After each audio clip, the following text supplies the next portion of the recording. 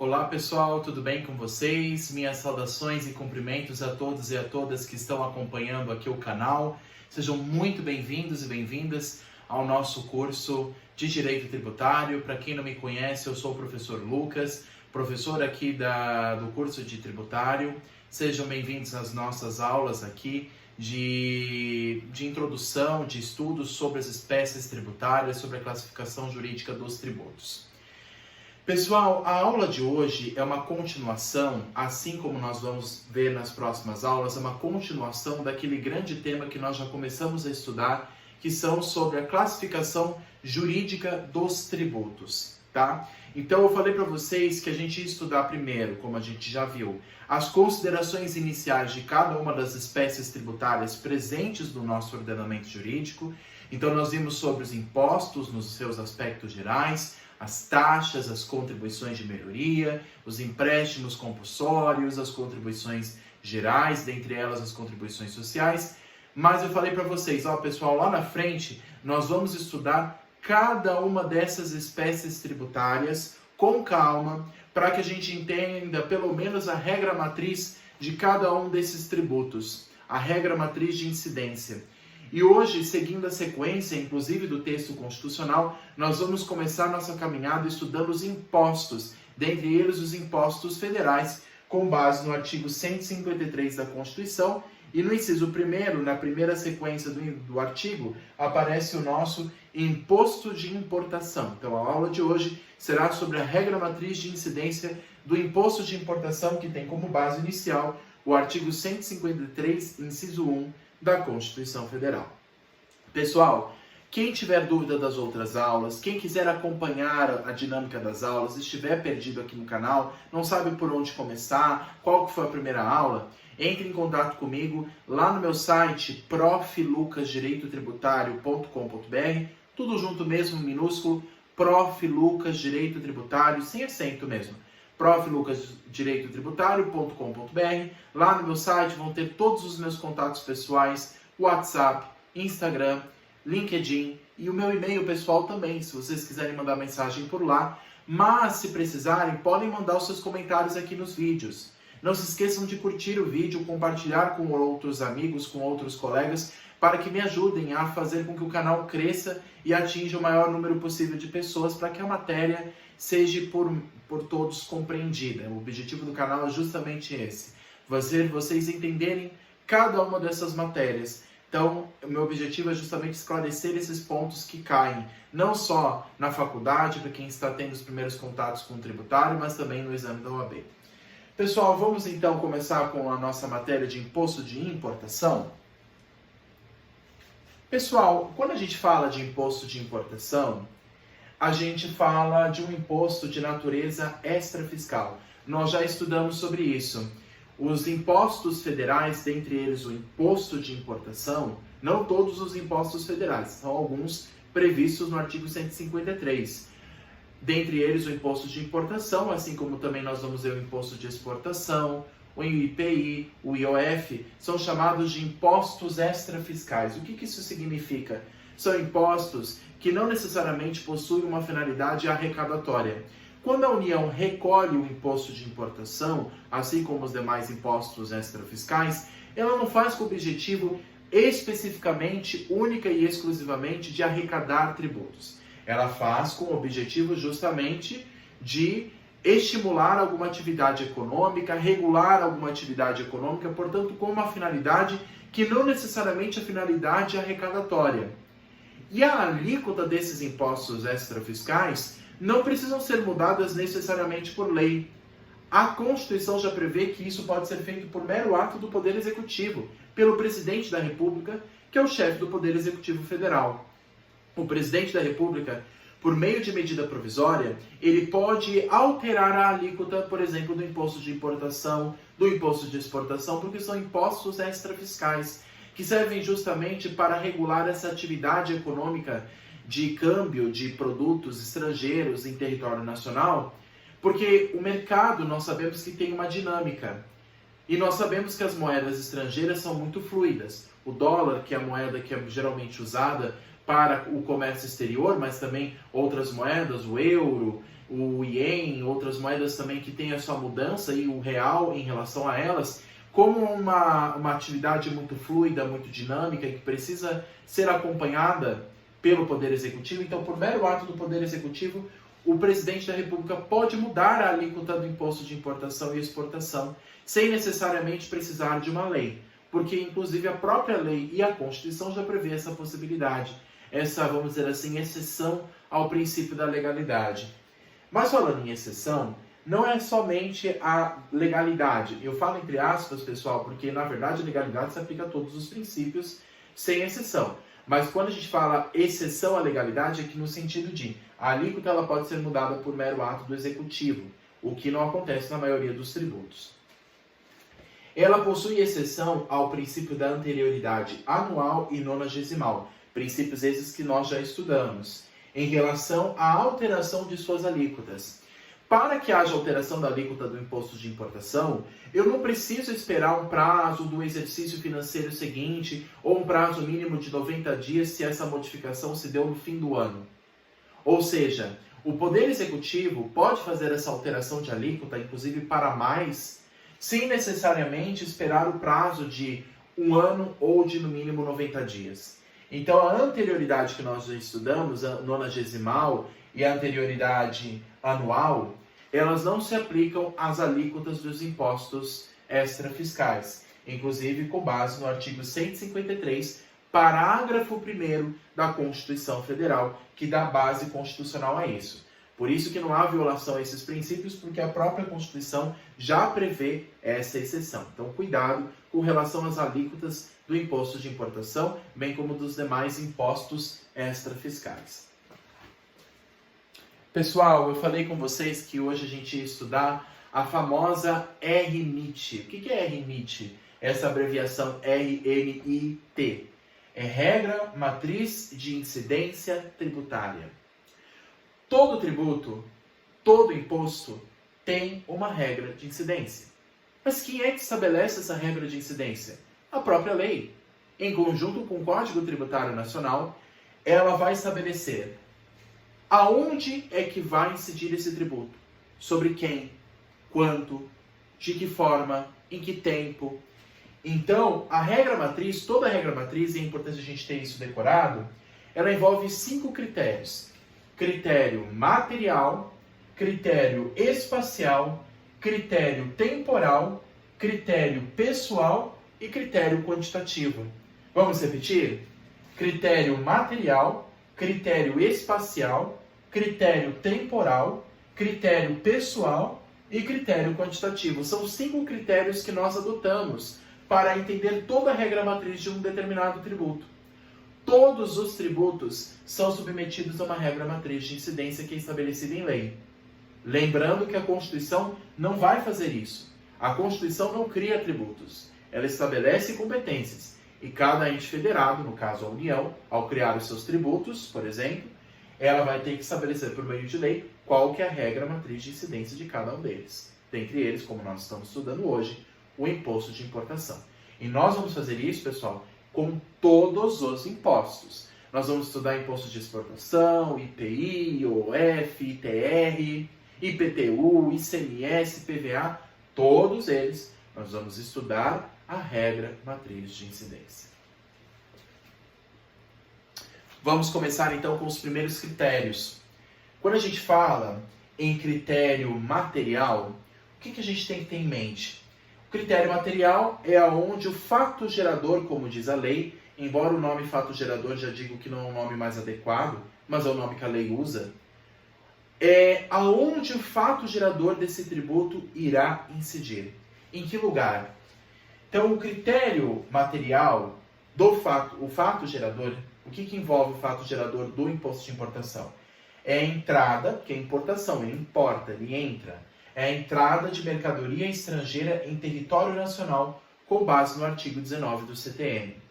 Quando um produto de consumo estrangeiro entra em território nacional, imaginemos um produto de eletrodoméstico ou um produto de tecnologia, ele entra no território brasileiro, essa entrada do território, este fato é o critério material.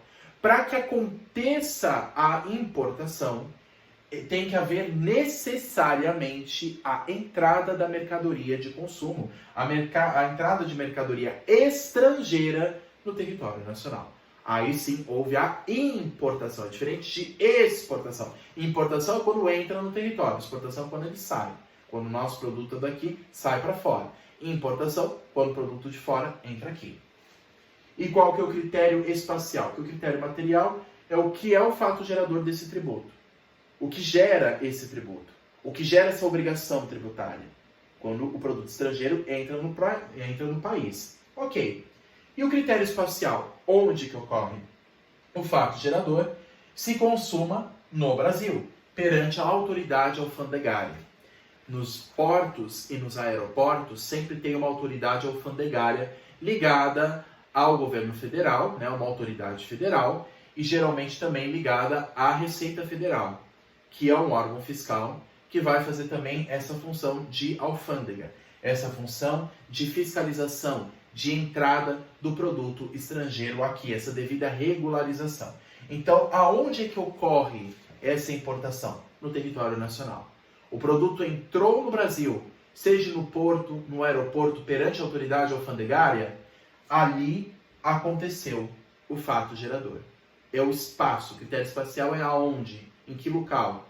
No Brasil, perante a autoridade alfandegária. Não importa se no porto, no aeroporto ou nas rodoviárias que levam, né, no caso, pensamos na fronteira entre países. Por exemplo, quando um produto sai do Paraguai e passa a fronteira ali e chega na cidade de Foz do Iguaçu, no Paraná. Ali já houve a entrada do produto estrangeiro. Já houve o critério material e espacial. Ele entrou em território perante a autoridade alfandegária, perante a Receita Federal, perante a autoridade federal. E com relação aos outros critérios, como é que a gente pode entender o imposto de importação? Critério temporal. Quando que ocorre? Critério material é o que ocorre. Critério espacial, aonde ocorre. E critério temporal, quando ocorre. Quando que ocorre a importação?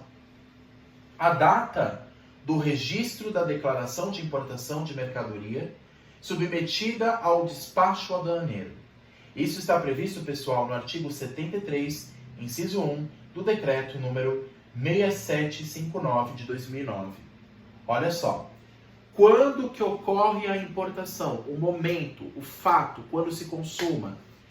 Na data do registro da declaração de importação. Porque para que haja importação, aquele que está fazendo a devida importação, ele tem que fazer uma declaração perante a Receita Federal. Ele faz uma declaração e a data em que ali se registra é a data onde ocorre o fato gerador. É o critério material, é o critério temporal. Quando que ocorre? A data do registro da declaração de importação de mercadoria estrangeira submetida ao despacho aduaneiro. O que é o despacho aduaneiro? É, no caso, o ato administrativo praticado pela autoridade alfandegária que vai permitir a entrada regular desse produto em território nacional. Então, o despacho aduaneiro é esse ato administrativo, que é previsto aqui pelo artigo 73.1 do decreto 6759 de 2009. E a data em que é registrado essa declaração é o critério temporal do imposto de importação. Muito bem, mas quem é que vai pagar esse imposto de importação?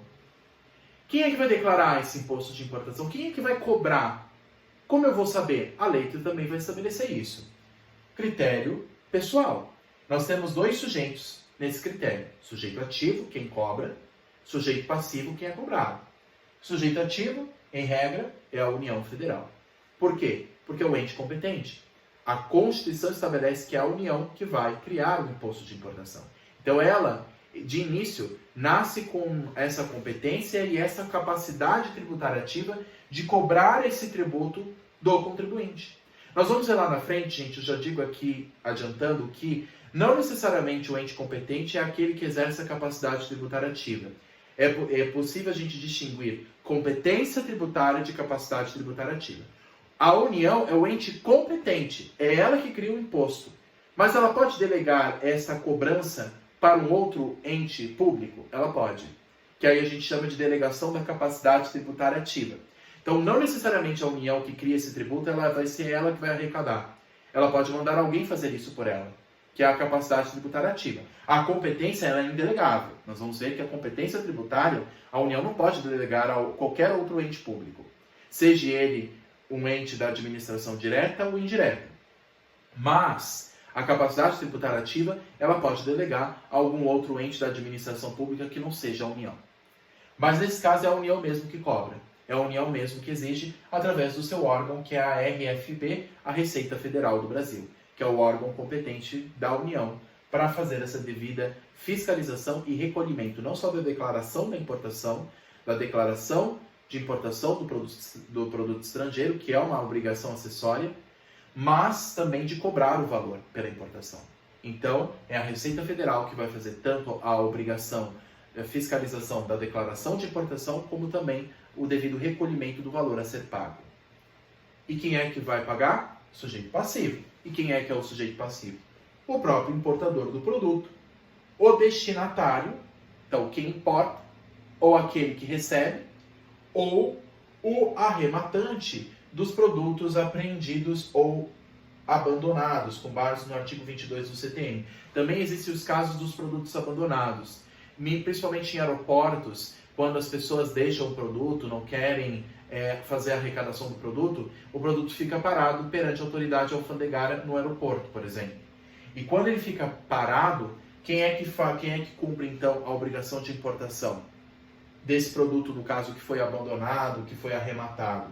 Nesse caso, quem que cumpre é o arrematante, é aquele que fez o recolhimento do produto em nome daquele que abandonou o produto no aeroporto ou no porto.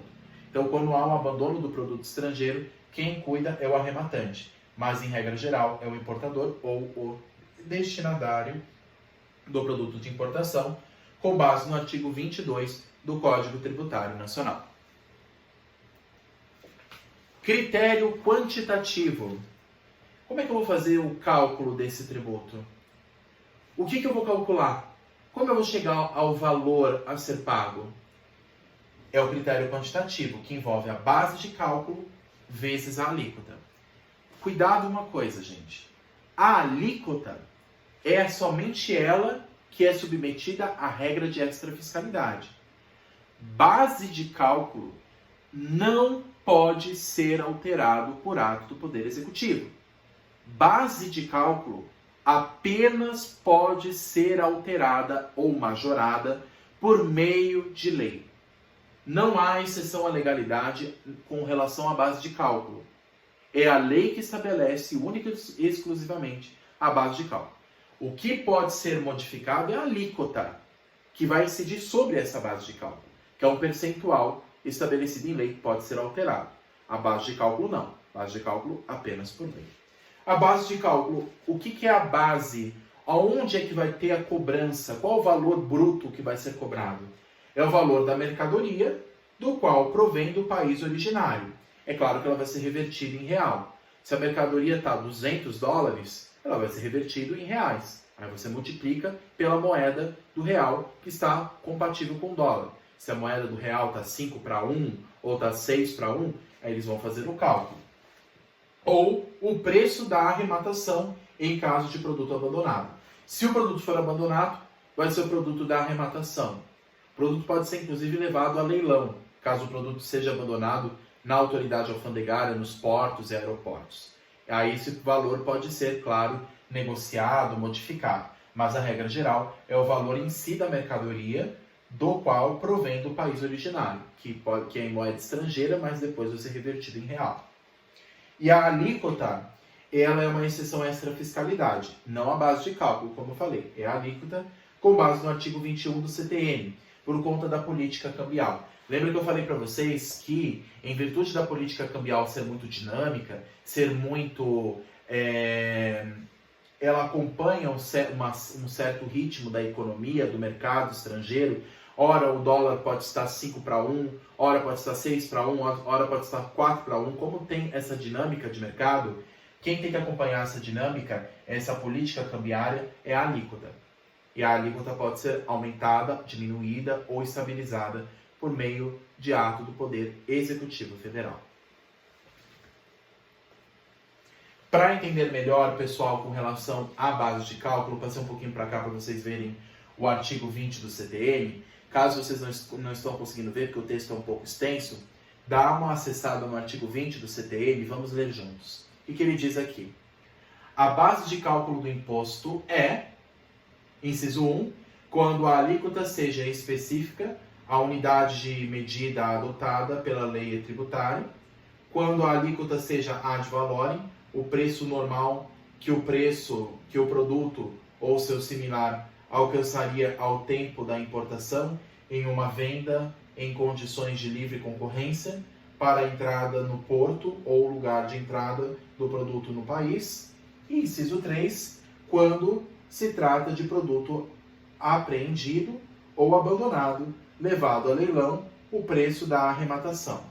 Então, nesse último caso, como eu falei para vocês, existe o caso do produto ser abandonado ou apreendido pela autoridade alfandegária. Se a pessoa não quiser declarar a declaração de importação perante a autoridade no porto, no aeroporto, a autoridade pode apreender o produto. E se ela apreende o produto passa a ser posse da União. Aí ela vai querer, lógico, vender esse produto. E como é que ela faz? Por meio de leilão. E o leilão, daí, vai se negociar o valor, que é o valor da arrematação. Então, os produtos que foram abandonados ou que foram apreendidos pela autoridade alfandegária, o valor da arrematação vai ser considerado como base de cálculo do imposto de importação. Mas a regra geral são esses dois incisos aqui, né? Dentre eles que fala que o valor será do produto em si ou do similar, que alcançaria ao tempo da importação em uma venda em condições de livre concorrência. Então, a regra geral é o valor em si do produto, mas existe exceção em casos de produtos abandonados ou apreendidos. Tudo bem? Pessoal, agradeço imensamente aí por acompanharem esse primeiro bloco aí de aulas sobre as espécies de impostos, os tipos de impostos. Nós vamos continuar analisando cada um deles. Agradeço a atenção de todos e aqui embaixo eu coloquei novamente o meu site para quem tiver dúvidas, proflucasdireitotributário.com.br. Por favor, não deixem de entrar em contato comigo, tirem as suas dúvidas. Lá tem todos os meus contatos pessoais, inclusive o meu e-mail. Lá vocês podem me encontrar e a gente conversar a respeito de cada um dos temas, tudo bem? Fico à disposição de vocês. Não esqueçam de curtir o vídeo aqui, compartilhar com seus amigos e me ajudem, se inscrevam no canal, me ajudem a fazer com que esse canal cresça e consiga alcançar outras pessoas também. Bom estudo a todos e até a próxima!